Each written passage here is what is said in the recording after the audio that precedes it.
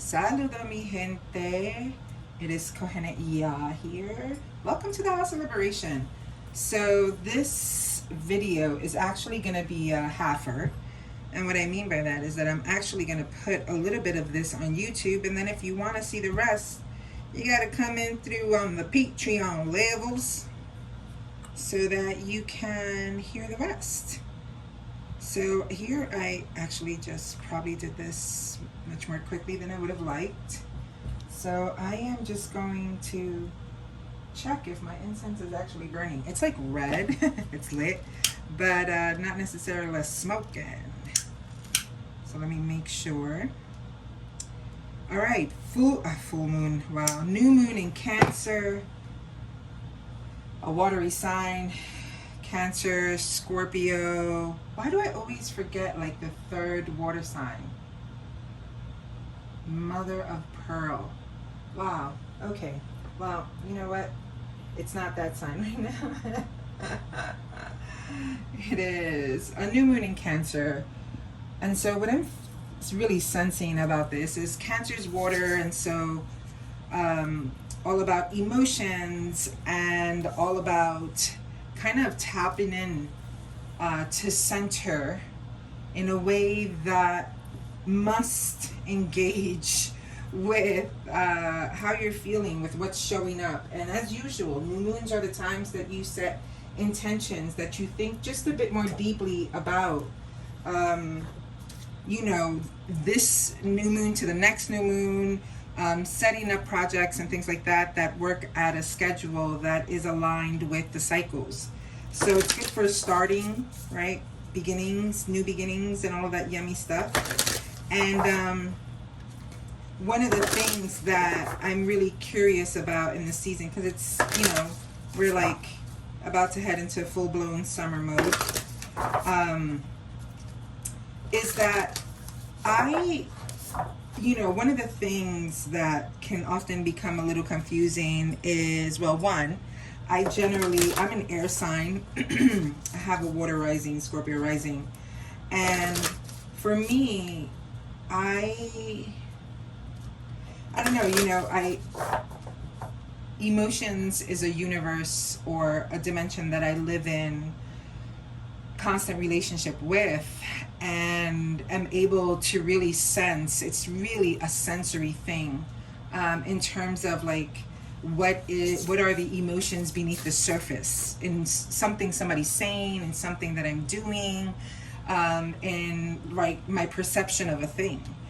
But what often can be a mistake or a huge assumption of me or anyone else that does work like this in this way is that we are incredibly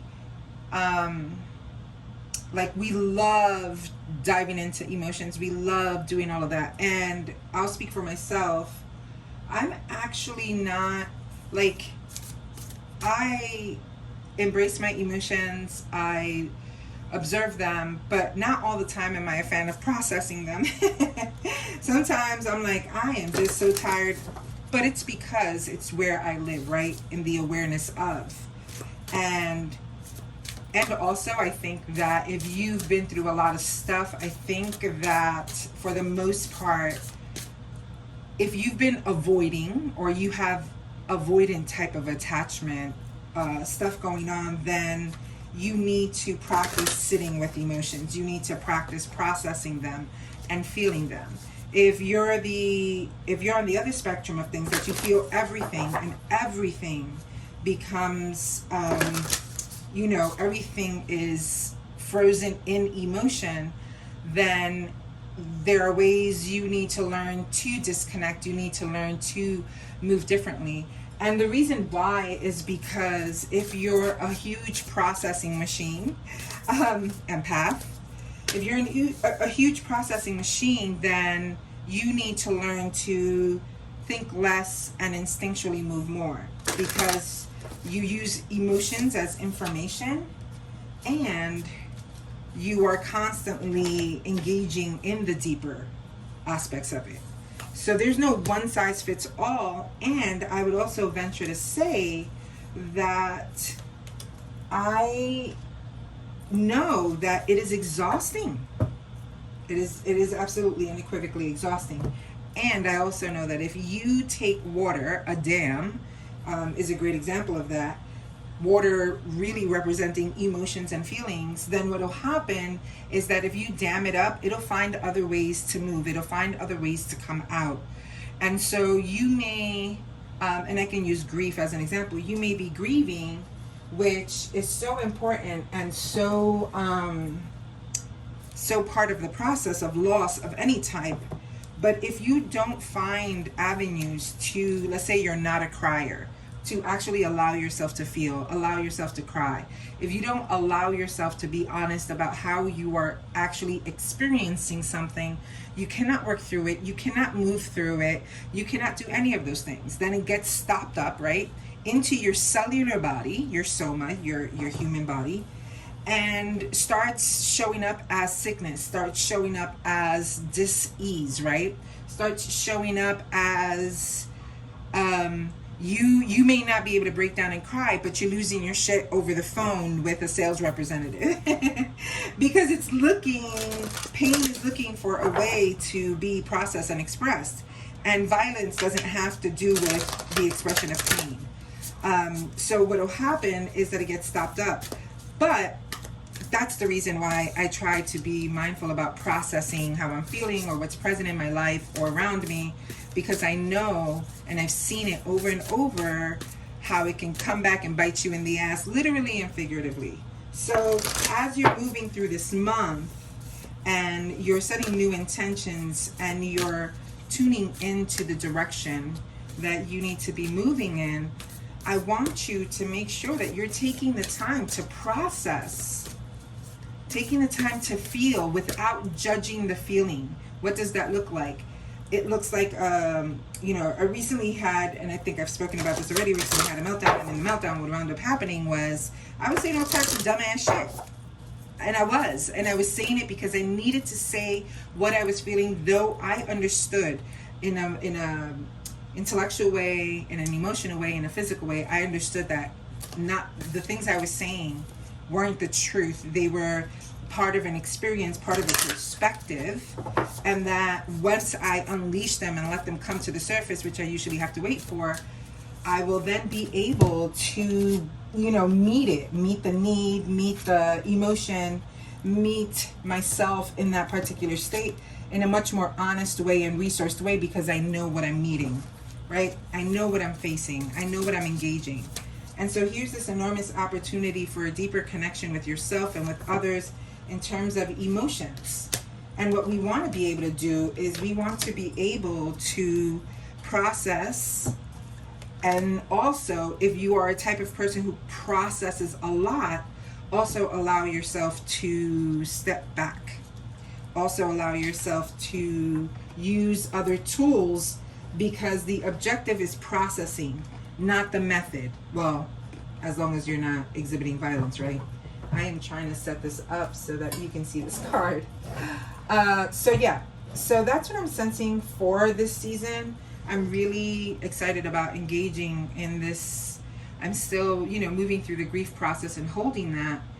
And in addition to that, also wanting to resource my environment and my days with more fun, with more lightness, because one, it feels good, and two, I need it, right?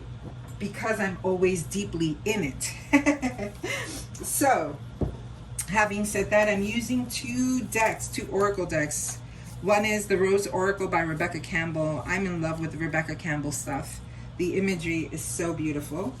And of course, the other one is the Threads of Fate, which, again, these cards are super sexy. And my favorite color palette. So, let me dive in here. All right, so with the Threads of Fate, we have the focus, what you embrace, what you need to release, what's supporting, what's underneath the surface that can serve as a support. And then the bottom of the card is the ultimate, alchemy of the message, right? And the same way with the Rose Oracle deck, I have a focus, something we need to embrace, something we need to release, and again, a supporting card, and the bottom of the deck, which again is talking to us about the alchemy of it all. So let me start with the threads of fate. We have reflect as our focus. We have destruction as the thing that we need to embrace. Higher perspective as the thing that we're releasing. The death card upside down as the support that's happening underneath this, right? And then the bottom of the deck, you can't see it because it's over here, is the alchemist. With the Rose Oracle, we have the embrace is we are nature. I love that. Nah, the focus, my bad. We are nature is the focus. We are open is the thing that we need to embrace. And we are stepping into the return, which I love this, along with higher perspective. So let me rock this out like this. Our focus is to reflect that we are nature. So this is the question. How are you being grounded in this season? How will you ground in this season? And grounding is not just a downward orientation. It moves upward, it moves sideways. It has all orientations. It is not just down. And this is really important. So how are you grounding? Now, what's beautiful to me about this is that reflecting, our focus is reflection on our connection to nature, on our connection to our elemental movement. The thing that we're embracing is the destruction. And here has opened the card of the rose says, say yes, expand through the extremes, trust life.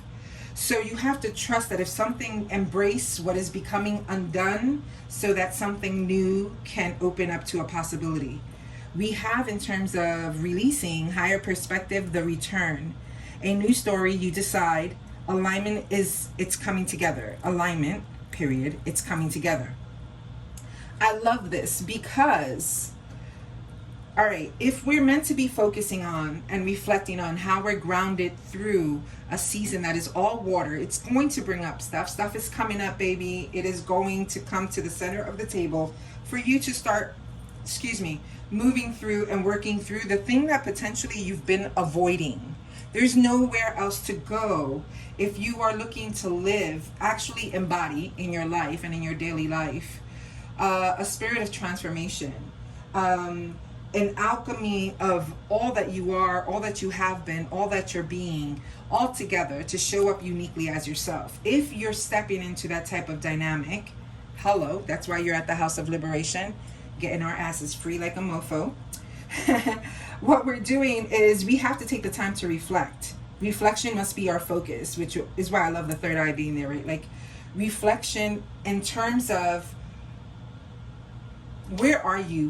Where are you going? What are you doing? What are you sensing? And all these W questions are really about you being able to connect to yourself rather than just show out or disconnect in order to get done, or disconnect in order to put aside what you've been avoiding and don't want to deal with. This is about you, baby, because how you operate internally, how you're showing up, what happens is what impacts externally.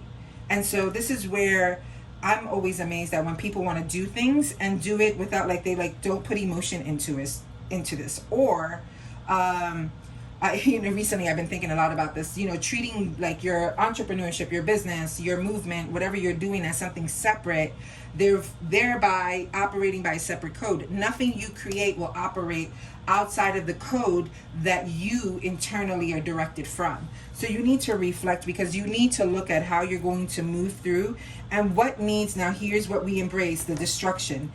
In order for you to be open to move forward, you keep on wanting to have, you want to ride two horses with one ass. You want to hold on and let go. And while some of this language is really challenging, this wants you to open to the idea that in order for you to move into your fullness, to be fully embodied, and that again is an inside out orientation, you're going to have to allow things to, you have to be open to the destruction so that you can step into something new, so that you can step into your focus.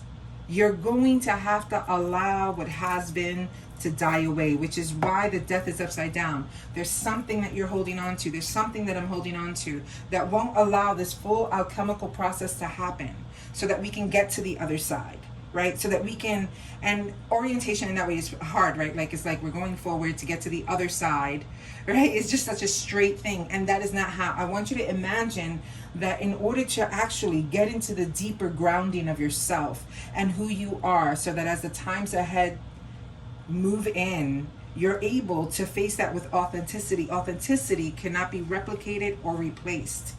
Once again, authenticity cannot be replicated or replaced. And a lot of people conflate authenticity with other things. Authenticity is your capacity to be with both the shadow and the light inside of you and be true about that. This is not about the judgment of where you're at or not at. This is really about being able to say the truth, whatever that is for you, and then what is the work that you're going to do to transform that. Not speak like, you know, we speak affirmations or we speak into a thing, but we don't honor the truth of it, right? And so one of the things that I think it's going to be important as we continue to move forward to show up to be our fullest selves, which first and foremost is how you are actually going to transform, transcend, ascend. I don't like transcend. I'm ascending. I don't know about you, but I'm ascending, right? Which to me is rising. Anyway, there's that, right?